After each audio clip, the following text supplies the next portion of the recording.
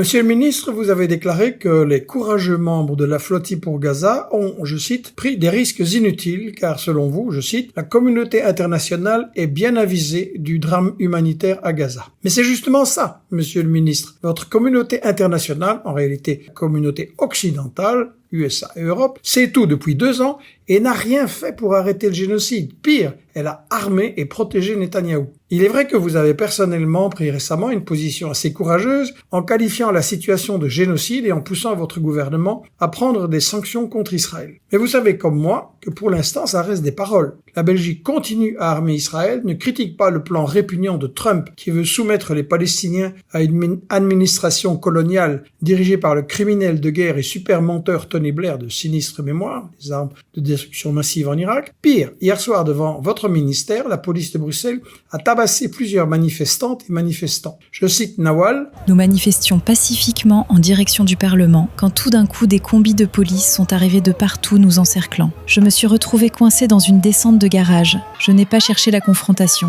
J'ai juste levé les mains en disant « je n'ai rien fait ».